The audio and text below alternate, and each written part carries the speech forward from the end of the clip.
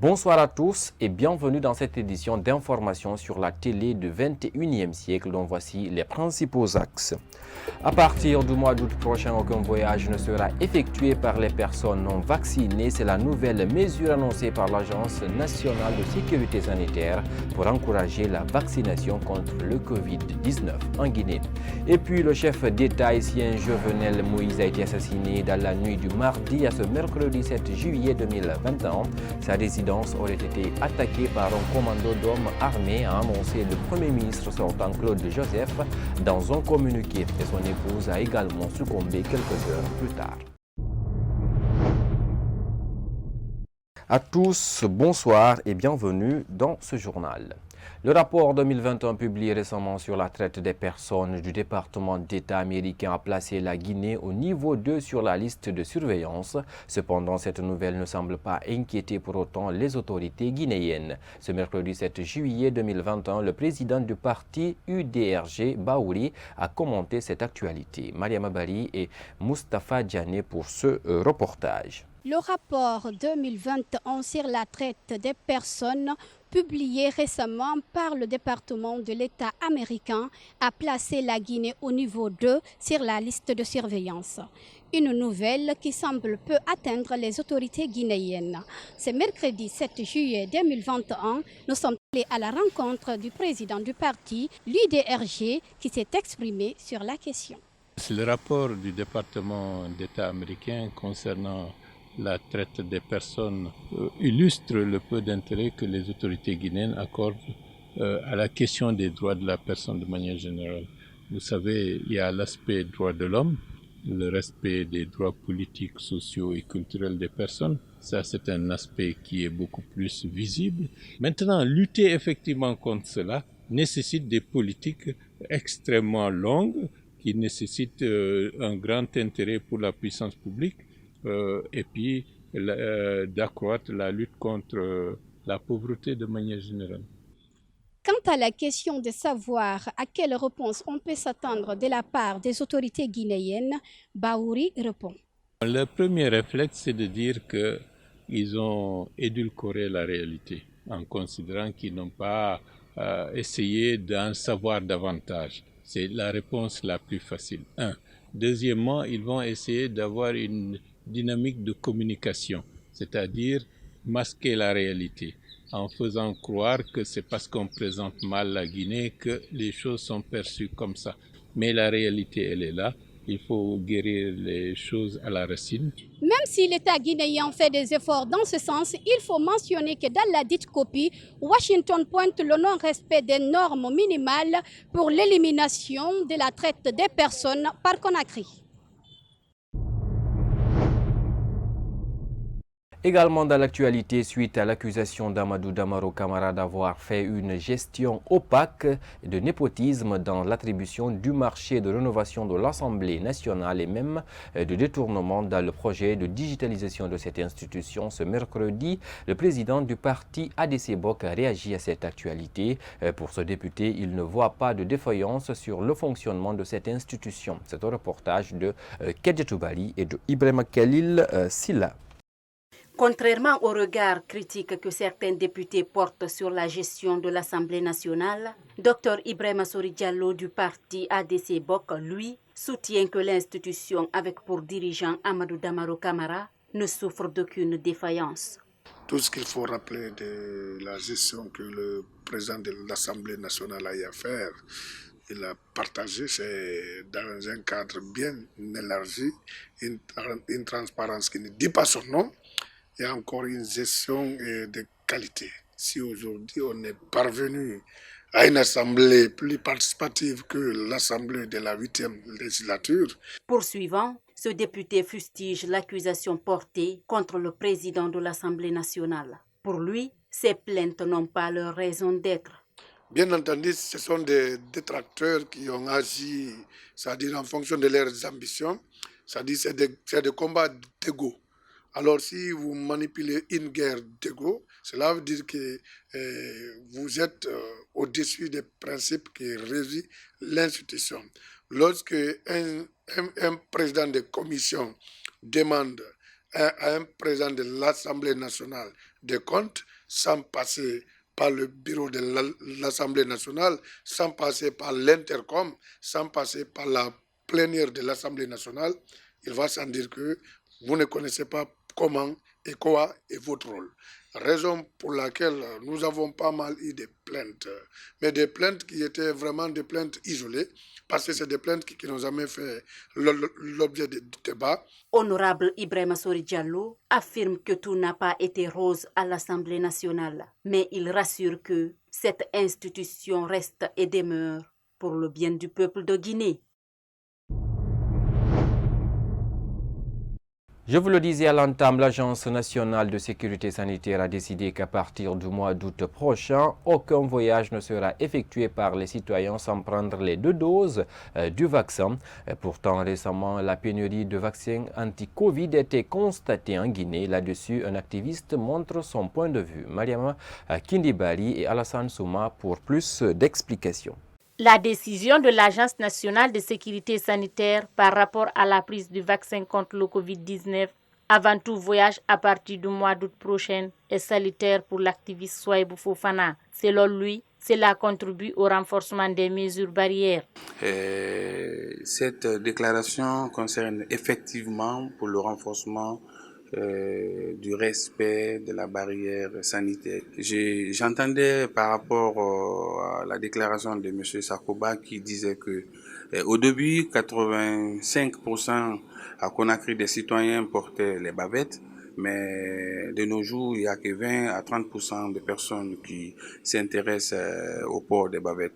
Et cela contribuerait aujourd'hui à l'augmentation de la maladie, mais aussi à la contamination facile. Pourtant, la pénurie de vaccins se faisait remarquer à un moment donné en Guinée. Des citoyens qui avaient pris la première dose ont eu du mal à se faire administrer la seconde. Mais néanmoins, cet activiste invite la population à prendre les vaccins. Nous invitons les citoyens de Conakry à plus de respect. Cette règle qui est imposée aujourd'hui, ça concerne tout le monde. Et donc, il faut que les citoyens acceptent de prendre cette vaccination pour que nous puissions cadrer, nous puissions contrôler la maladie. Certains ont reçu la première dose, d'autres n'ont pas reçu la deuxième dose. C'est pourquoi, dans la déclaration de l'ANSS, ils indiquent que avec les partenaires, le gouvernement guinéen fera assez d'efforts pour encore mettre cela à la disposition des citoyens pour que chaque citoyen puisse bénéficier les 2 doses et éviter cette maladie. Pour ne pas être à court de vaccins anti-Covid-19, les autorités sanitaires du pays doivent prendre des mesures idoines pour faciliter l'application de sa décision, a-t-il conclu.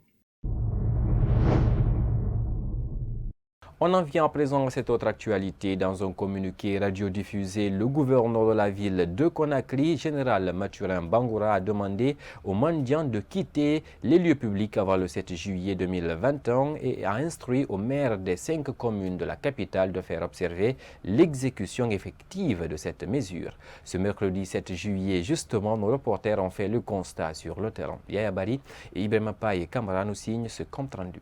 Dans un communiqué radiodiffusé, le gouverneur de la ville de Conakry a demandé aux mendiants de quitter les lieux publics avant le 7 juillet 2021. De Ratoma au pont 8 novembre en passant par la grande mosquée Faisal, le constat est le même. Tous les mendiants rencontrés sur les lieux disent être informés de ce communiqué et prêts à quitter les lieux malgré eux. On a déjà entendu que le gouverneur dit que tout le monde n'a qu'à quitter ici. On a entendu ça. Je suis venu avec mes collègues pour informer, disant qu'on n'a qu'à respecter ce que le gouverneur a dit. Nous avons compris ce qu'a dit le gouverneur. Nous sommes tous derrière eux. Ce qu'ils demandent de faire, on le fait. Néanmoins, ces mendiants demandent à l'État de leur trouver un lieu de refuge. Nous aussi, on a prié l'État n'a qu'à nous aider. Là où les handicapés doivent rester. Nous sommes ici à la commune de Ratoma. Comme vous le constatez, nous sommes sur le lieu où les mendiants sont habitués à s'asseoir. Aujourd'hui, personne n'est sur le lieu. Il n'y a que des voitures qu'on observe ça et là, aucun mendiant sur place. Le maire hors micro nous a laissé entendre que la consigne donnée par le gouverneur est appliquée et elle est effectivement appliquée ici à Ratoma. Plusieurs gérants des bars et boîtes de nuit ont été arrêtés samedi dernier par les agents de sécurité qui ont fait irruption dans les lieux de loisirs. Ce mercredi, le président des tenanciers des bars, restaurants et motels a déploré cette situation et estime que cela constitue un abus d'autorité. Ibrahima Diallo, explication. Dans la nuit du samedi 3 juillet, les forces de sécurité ont effectué des patrouilles nocturnes dans les boîtes de nuit. Plusieurs gérants et clients qui ont tenté de violer l'heure de couvre-feu ont été interpellés. Ce mercredi, le président des tenanciers des bars, restaurants et motels fustige ce comportement des agents des forces de sécurité. Je suis contre pour les gens qui ne respectent pas le couvre-feu, mais par contre, il y en a qui sont en train d'abuser. Nous, forces de l'autre, il y a d'autres qui sont en train d'abuser. Par contre, il y a des jeunes qui ont été arrêtés à 22h dans les locaux respectifs. Ils sont là aujourd'hui. Aujourd'hui, si ces tenanciers sont devenus des cibles, c'est devenu la proie de la police guinéenne, c'est qu'ils sachent que ces gens ce ne sont pas des brigands, ce ne sont pas des voyous, ce sont des entrepreneurs, c'est des gens à encadrer et non à détruire. Ce responsable appelle également aux agents des forces de sécurité d'agir dans la justice et puis il appelle également aux tenanciers des bars de respecter l'heure de couvre-feu. Nous leur demandons d'aller à l'apaisement, que le Covid va prendre fin et nous serons tous ensemble. Nous sommes des Guinéens et nous serons tenus obligés d'évoluer ensemble. Vous comprenez? Et aujourd'hui, ce que je peux lancer à l'encontre de mes collègues tenanciers, que chacun sache réellement que le Covid existe bel et bien et que c'est une pandémie. Ce n'est pas seulement la Guinée qui est concernée, c'est une pandémie mondiale. Que les gens acceptent les mesures barrières édictées par l'ANS et que les gens acceptent la fermeture de ces lieux à partir des horaires. 23h30, horaires, chacun n'a qu'à fermer son lieu. À rappeler que le couvre-feu est maintenu des 0h à 4h du matin et cela c'est pour éviter la propagation du Covid-19 dans le pays. Le tabagisme est devenu un phénomène récurrent et inquiétant dans la société guinéenne. Nombreux sont ces jeunes et même des adultes qui s'adonnent à ce fléau. Pour en parler, Yaye Oumoubari et Ibrahima Khalil Silla ont rencontré un acteur qui œuvre dans la lutte contre la consommation des stupéfiants. Suivez le reportage. Nombreux sont des jeunes qui s'adonnent à la consommation du tabac de nos jours en Guinée. Un phénomène qui gangrène les différentes sociétés, mettant ainsi en danger la santé de la jeunesse. Une situation que dénonce cet activiste de la société civile. Oui, en tant que défenseur en matière de lutte contre le tabac et l'alcool, c'est vraiment regrettable parce que nous constatons de jour en jour les phénomènes ne font qu'agrandir au fil du temps. Et parce que pourquoi cela? Parce qu'il y a un délestage au niveau des autorités, il faut se dire la vérité, parce que sinon que certaines dispositions avaient été prises en matière des mesures dissuasives, par exemple, en matière de lutte contre le tabac. La cigarette, qui contient du goudron et de la nicotine, est vendue comme des cacahuètes partout dans les sociétés guinéennes. Un facteur qui encourage l'usage de ce stupéfiant. Pour diminuer ce phénomène, Yamoussa Bangoura propose des pistes de solutions. Quelles mesures dissuasives qu'il faut prendre pour lutter contre ça? Il faut que la barre de la taxation soit montée au même, comment je vais dire ça, soit montée à 50% comme a recommandé la CEDEAO et l'UEMOA. Mais aussi intensifier les activités de sensibilisation pour permettre vraiment à la population d'être informée sur les méfaits, comme je viens de dire, sur les méfaits de la cigarette. Selon l'Organisation mondiale de la santé, le tabagisme constitue un enjeu majeur en termes de santé publique dans le monde entier, à raison de la mortalité et de la morbidité qui lui sont liées. Il constitue également la première cause de décès évitable dans le monde et est responsable de 5 millions de décès chaque année, généralement dans les pays à faible revenu.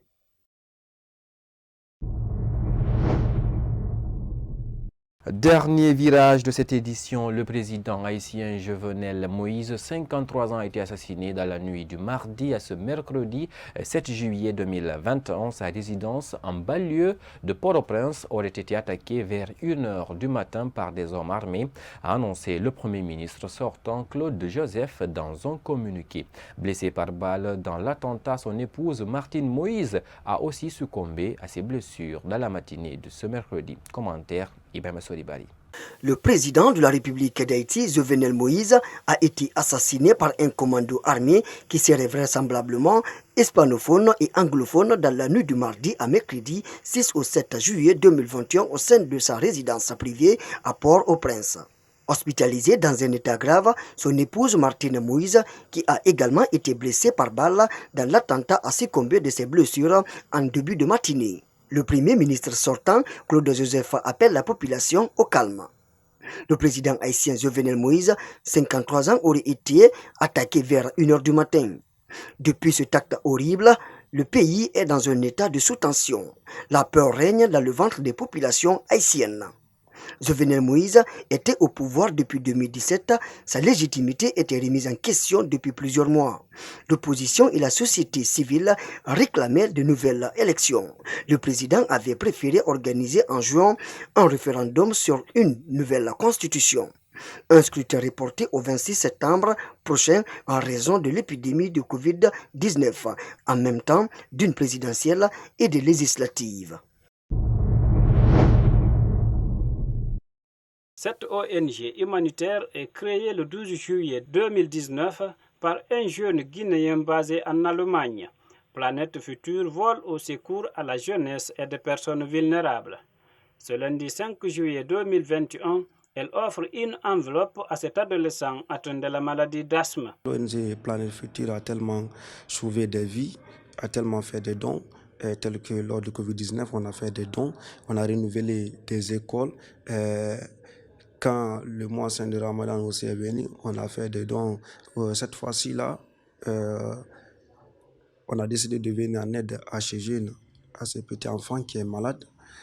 L'ONG Planète Future a décidé de faire une enveloppe de 2 millions pour le moment. J'appelle à l'autorité guinéenne, au gouvernement, de soutenir ces ONG telles que Planète Future. Cette action n'est pas une première pour Planète Future. L'ONG est intervenue dans la rénovation d'écoles, des dons de kits sanitaires dans la lutte contre la pandémie de la Covid-19 en Guinée et pendant le mois saint de Ramadan, Planète Future a fait un don de vivres aux personnes vulnérables. Mariama Lamaral Diallo, mère adoptive de cet enfant malade, dit être contente du geste. C'est tout dernièrement qu'il n'arrivait pas à dormir la nuit, donc on a constaté que sa respiration c'était un peu difficile. Du coup, on l'a envoyé à l'hôpital. L'enfant il est asthmatique d'après les examens effectués. Nous sommes très contents de le revoir ici chez nous ce matin suite à l'assistance de cet enfant qui est malade. Donc nous leur disons un grand merci et de continuer dans cette lancée. Parlant de perspective, l'ONG Planète Future envisage de créer des centres de formation, des ateliers de couture, des studios pour les artistes et des garages mécaniques où des jeunes apprendront des métiers en vue d'assurer leur autonomisation. Mesdames et messieurs, c'est sur ce triste élément sur Haïti qu'on se quitte au compte de cette édition d'information. À tous, merci de nous avoir suivis un peu partout où vous soyez dans le monde. Au revoir.